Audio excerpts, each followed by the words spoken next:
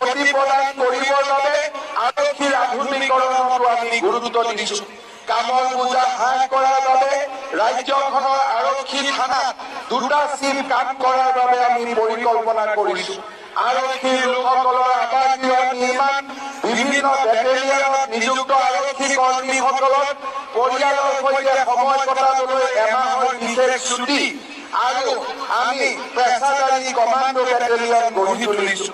ৰাজ্যত 7খন ফৰেনচিক পৰীক্ষাগাৰ নতুনকৈ স্থাপন কৰাৰ পদক্ষেপ লোৱা হৈছে।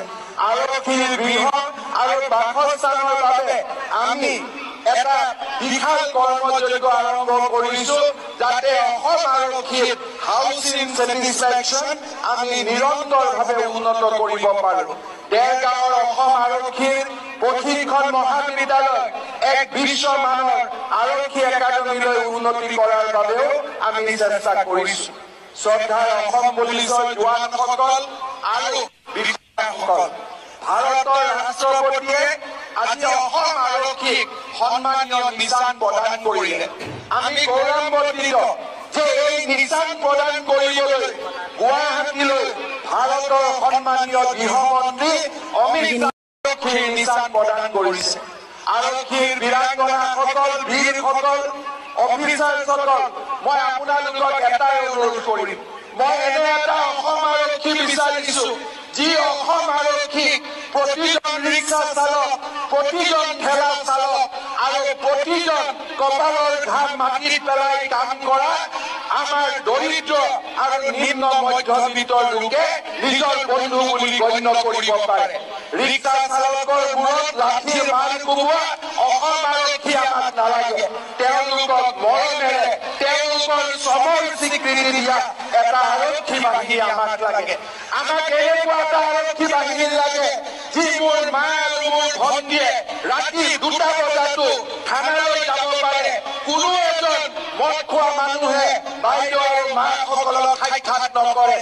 24 ঘণ্টাই অসম আৰক্ষীয়ে অসমৰ জনসাধাৰণৰ সেৱাৰ বাবে 24 ঘণ্টাই কাম কৰে।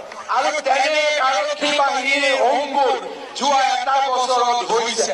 কোভিডৰ সময়ছোৱাত অসম আৰক্ষীয়ে আগবঢ়োৱা নিৰলস সেৱাই অসম আৰক্ষীক অসমৰ প্ৰতিজন লোকৰ হৃদয়ত স্থান দিবলৈ সক্ষম হৈছে।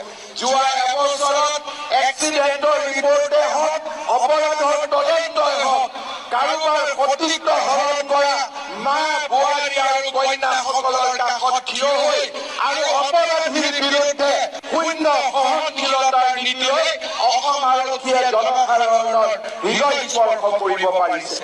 মই অসম আৰক্ষীৰ এই গৌৰৱ উজ্জ্বল মুহূৰ্তত আপোনালোকক অনুৰোধ কৰিম, অপৰাধ আৰু অপৰাধীৰ বিৰুদ্ধে প্ৰতি মুহূৰ্ততে শূন্য সহনশীলতা। অপৰাধ আৰু অপৰাধীৰ লগত আমাৰ সম্পৰ্ক নাই।